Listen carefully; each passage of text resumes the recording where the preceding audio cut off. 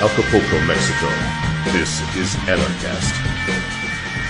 Hey everybody, welcome to another edition of Anarcast, your home for anarchy on the internet from beautiful Aspen, Colorado. I'm here for the Nexus conference and ran into Patrick Byrne, the founder of Overstock.com, founded in 1999, a long time ago, and he was one of the first big companies. It's a multi-$100 million company to start accepting Bitcoin. And very happy to run into you. And I got to ask you, though, how did you become a voluntarist? Jeff, good. Well, good to be on, sir. Yeah. Well, I've always been a voluntarist. I grew up basically in Vermont and New Hampshire, and to me, that was. I mean, it just seems obvious that people own themselves and that things should be voluntary between them. And when people say otherwise, I always sort of wanted to ask, what got the government in that business or that business? Or where was that? So I was interested in the Constitution and came to understand the design of the Constitution pretty well, I thought, and then saw the ways that it has been eroded by politics and bad judicial thinking over the last century or so. That's great. And you founded Overstock.com in 1999. Tell us a little bit about that and how it sort of relates to how you conduct your business related to your philosophy on freedom as well. Okay, well, it was kind of funny because we had there's this corner of retail that most people don't know about, and it's called jobbing, and it tends to be bada bing, bada boom kind of guys. I know a guy who knows a guy who's got a truckload of Titleist golf clubs, good for 40% back from wholesale. Offer good for 10 minutes. It's this wheeler dealer edge of retail. And in the early days of the internet, I knew that no one had done this in 1999. So I basically said, let's start a company that'll do this. And it was in a day when anyone could raise capital. People were dropping out of business school, and with a one-page business plan, they'd raise like $100 million on a pet food company or something. Sounds like an ICO. Yeah. So, well, I'm sure we'll get to that. So I thought I had this great business plan. I took it around the venture capitalists in Silicon Valley.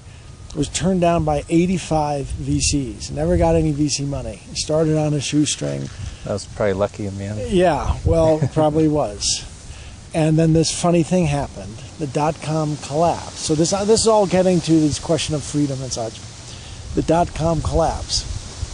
And we found ourselves that the system we had built for jobbing worked really well on bankruptcies. And we liquidated 19 companies that had been funded by all these VCs who had turned us down for money. I'm much too mature to take any undue satisfaction from that. And I was once being interviewed about it, Chris Cuomo on ABC. Actually, Doonesbury did a series on us called MyVulture.com. And it was a copy of me. And then Chris Cuomo on ABC 2020 was doing this interview. He said, how do you feel about making money off the distress of other businesses? And I told him, the first rule of business is, if you're not going to kick a man when he's down, when are you going to kick him? So that was a long-winded answer to your question, but that's good. Yeah, and you don't know about me, but I actually had an internet company back in the 90s as well, and it was worth $240 million at the peak, and a few months later it was almost worthless. And then I read actually the book from The Creature from Jekyll Island by J.R. Griffin, who's here at the conference. Oh, is he really? Yeah, you didn't know that? No. Yeah, and I was like, oh, that's how central banks work. That's how they create these bubbles. I was like, why didn't someone tell me about this before? So I ended up actually doing a lot of the stuff I do today afterwards because I had to learn about how all of these things work, central banks and governments and things like that.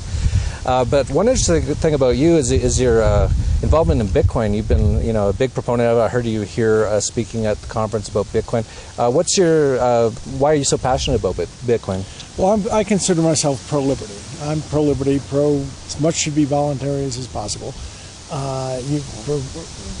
You will challenge me, I'm sure, on how big a spread there is. How it works, yeah, that's a whole other story. But as long as you think that's the way we should always be working towards, right? Yeah, it's the North Star.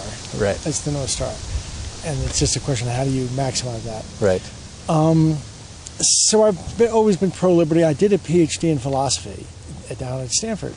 And I really got into, that's when I came to understand how bad, frankly, the thinking of let's say, John Rawls, God bless him, now deceased, great philosopher, but at the end of the day, and that thinking has had such a pernicious effect on society over the last 40 odd years.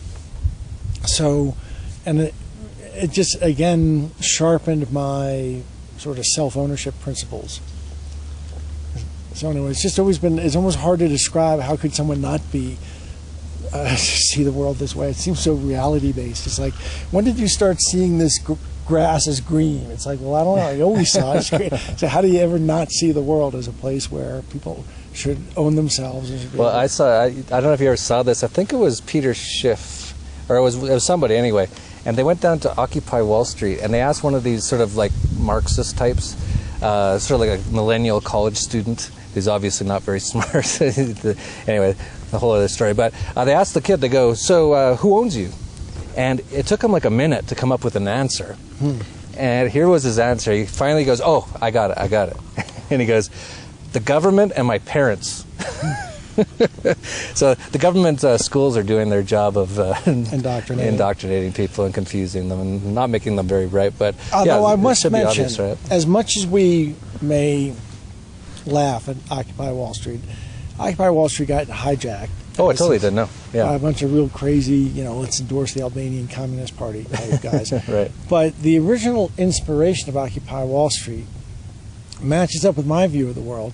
14 years ago, I started, so I was a public company CEO, and we went public in 2002. I was out there in the mix, and you mix it up with hedge funds and prime brokers and bankers, analysts, regulators, and I started smelling skunk. And I started talking publicly. There's like the fixed in, there's this crap going on here, and the regulators seem to be asleep at the switch. We think that they're protecting us, but they're all bought off. And when I said that in 2005, the New York Post ran photos of me with a UFO coming out of my head, because crazy to suggest that the SEC is in bed with Wall Street. So that's crazy. Yeah. That's obvious. Well, it wasn't then. Everyone back then thought I was like some weird conspiracy theory, and I was like, no, there's this term in economics. George Stigler won a Nobel Prize for this stuff, the theory of regulatory capture, in 1971. So these Occupy Wall Street guys, there's a few underneath these, let's say outsider movements, of which more and more of us are part. There are some shared insights, and that's one of them, that of the dangers of crony capitalism. And in our case, in France, when everything melted down, the state came in and took over the banks. In 2008, when everything melted down, the banks took over the state. Yeah, don't get me wrong, I wasn't saying Occupy Wall Street's all bad, but that's where I saw this interview with this one young college student, and that blew my mind when he said he was owned by the government and his parents.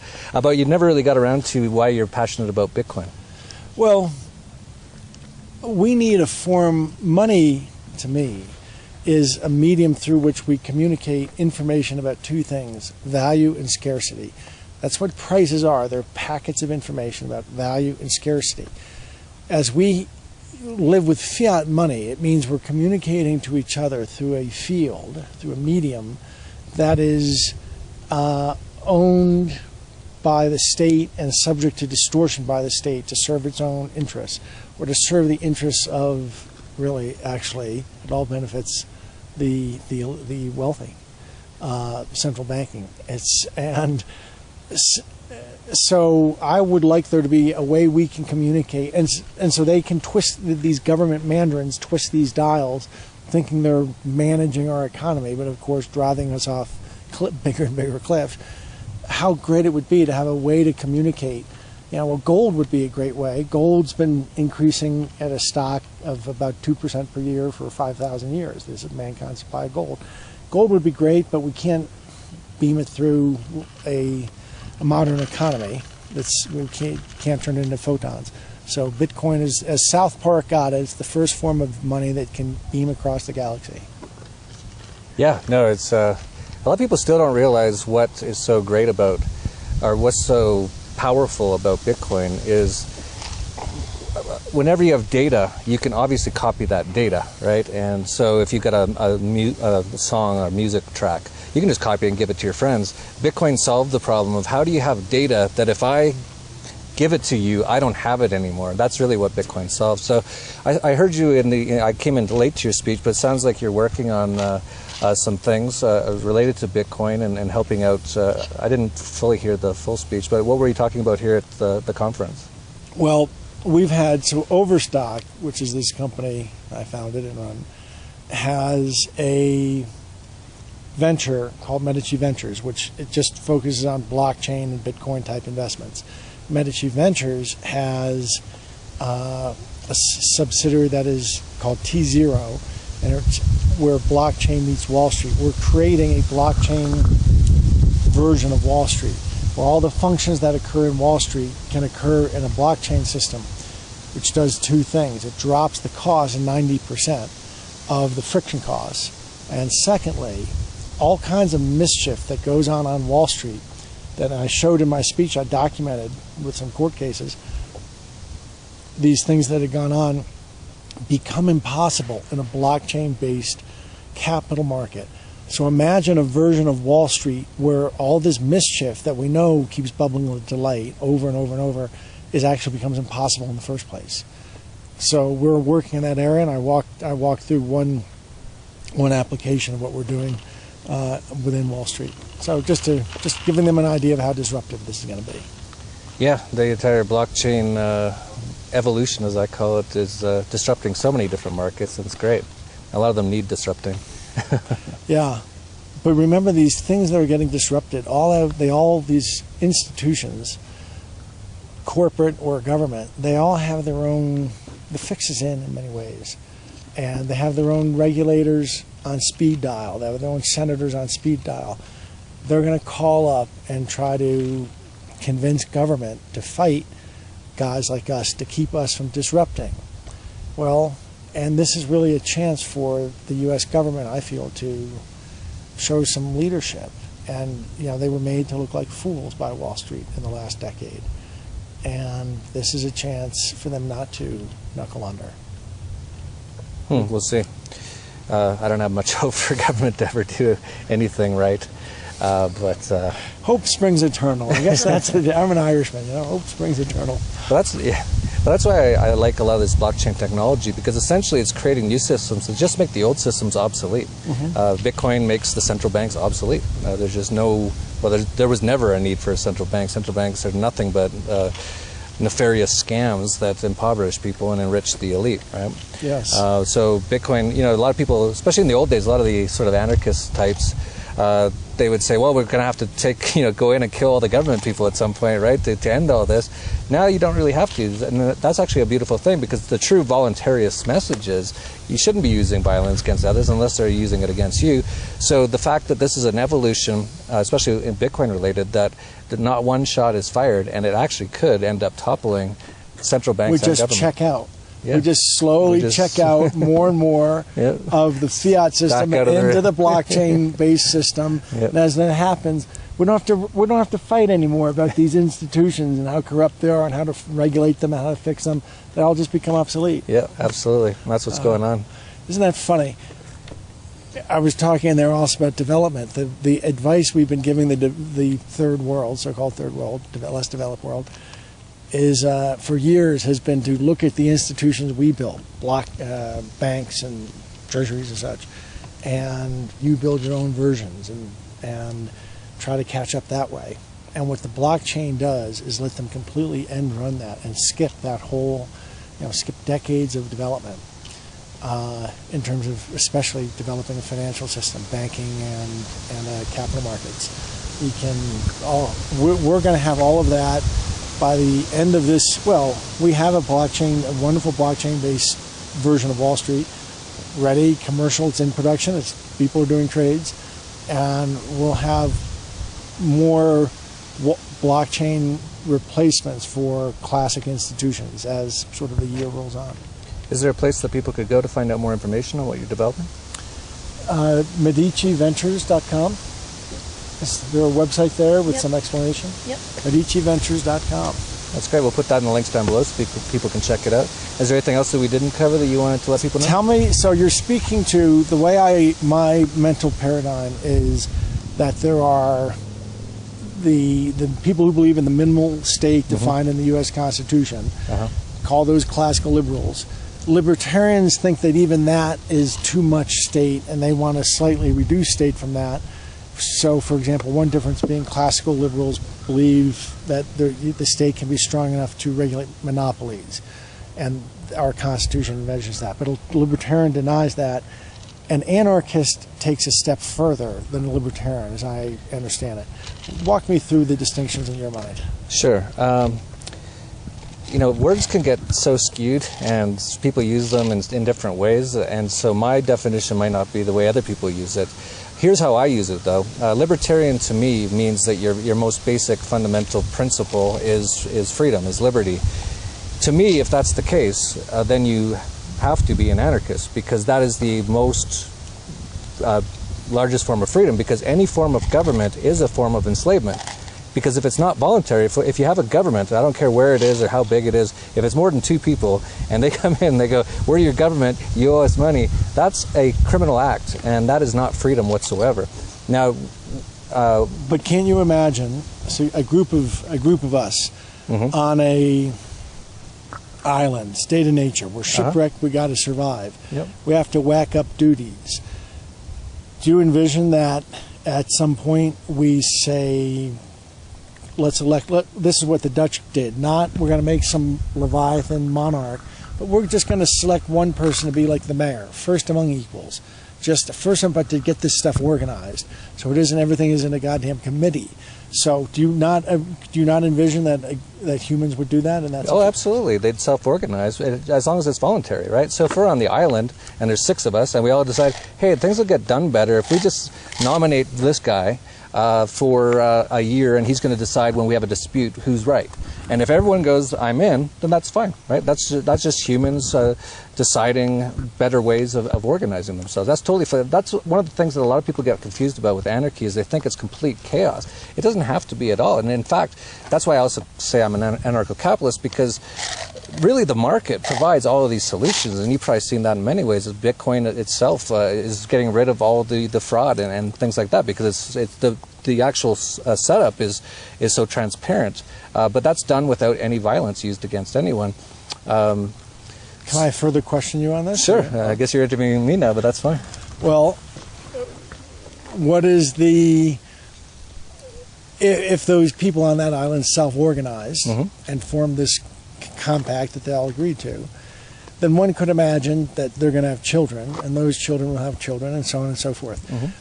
What happens when years later those 6th, 7th generation children start saying, gee, we want a system, why are we dragged down by this set of rules? We want everything to be just voluntary. Wouldn't they be missing the fact that they are actually in a system that was formed by compact? They're just succeeding generations. And if you recognize that, isn't the same true for the United States?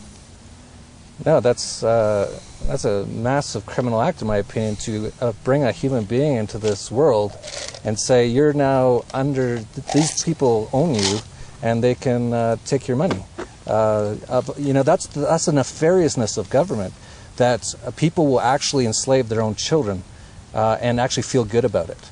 And then the whole socialism aspect of it all comes in, where you actually have people in the U.S. today who are living off what I call socialist insecurity, social security, who are literally robbing their own children to have a nice lifestyle. Now, what parent would do that if they actually saw they were actually doing that? Not many parents would really literally rob their own children, like take money out of their room just so they could go eat at a restaurant and stuff. Not many people do that. Through the mechanism of the state. Through the mechanism of the state, it gets, yeah, that's right. So it's very I agree with you. The whole social welfare state has unfortunately turned into a mechanism. Shouldn't laugh, but it's a mechanism where the past has robbed the future, has robbed you folks, frankly. It's not robbing me because I don't pay tax. Okay. But well, earmuffs.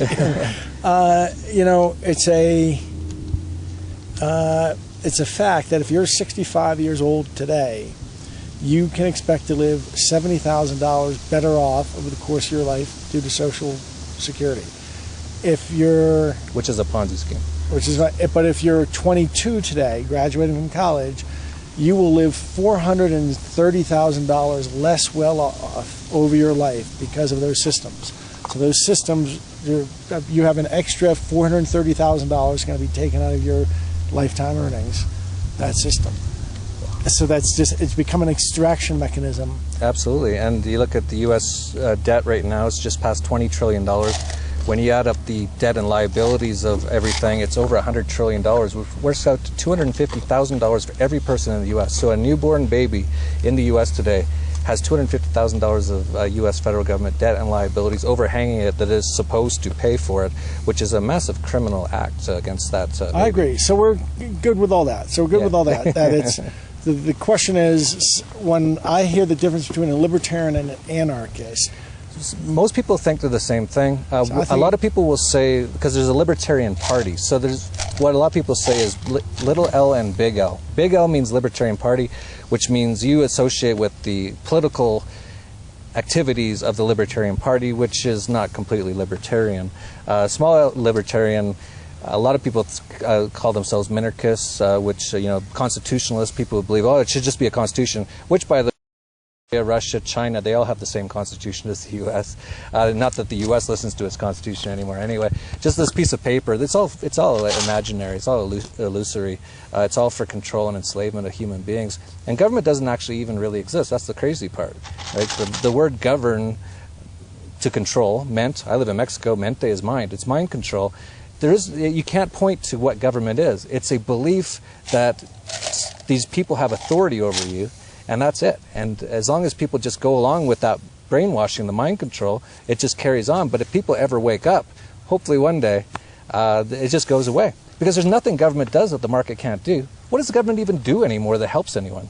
They indoctrinate the children. They got them in 12 years of government indoctrination camps. That's not helping those kids. They're robbing the children with the socialist insecurity.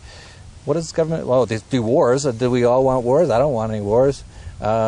I don't even know what a government do that anyone would even want. Can you think of anything? I can't think of anything.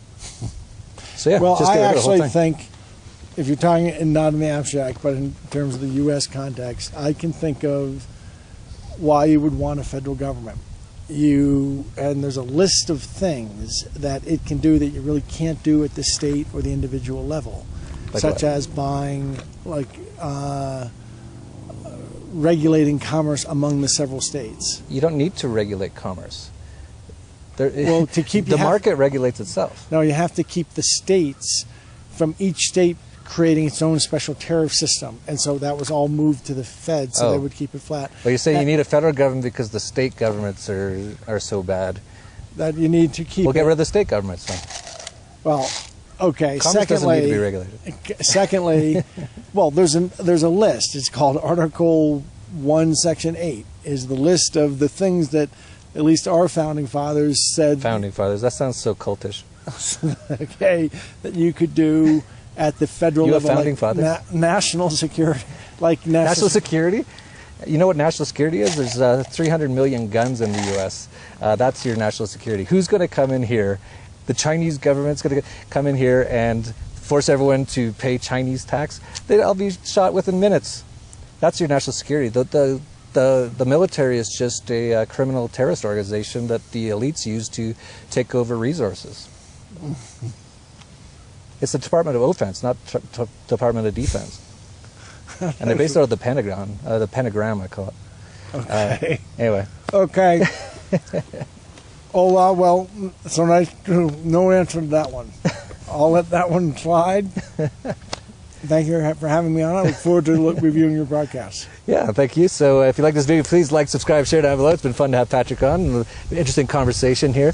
And check out Overstock.com. Check out his new blockchain sort of stuff. It's at MediciVentures.com. We'll have it in the links down below. And that's it for Anarcast from Aspen, Colorado.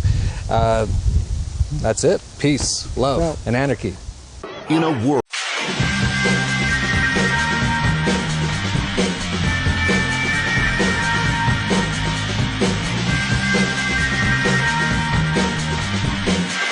from Acapulco, Mexico, this is Anarcast. Hey everybody, welcome to another edition of Anarcast, your home for anarchy on the internet from beautiful Aspen, Colorado. I'm here for the Nexus conference and ran into Patrick Byrne, the founder of Overstock.com. Founded in 1999, a long time ago, and he was one of the first big companies. It's a multi-$100-million company to start accepting Bitcoin. And very happy to run into you. And I got to ask you, though, how did you become a voluntarist? Jeff, good to be on, sir. Yeah. Well, I've always been a voluntarist. I grew up basically Vermont and New Hampshire, and to me that was, I mean, it just seems obvious that people own themselves and that things should be voluntary between them. And when people say otherwise, I always sort of wanted to ask what got the government in that business or that business, or where was that? So I was interested in the Constitution and saw how the media, fuck the banks, fuck drone strikes, fuck tanks, fuck hunger, fuck war, fuck ignoring of the poor, fuck the left, fuck the right, fuck the government. Thank you, thank you, thank you, thank you.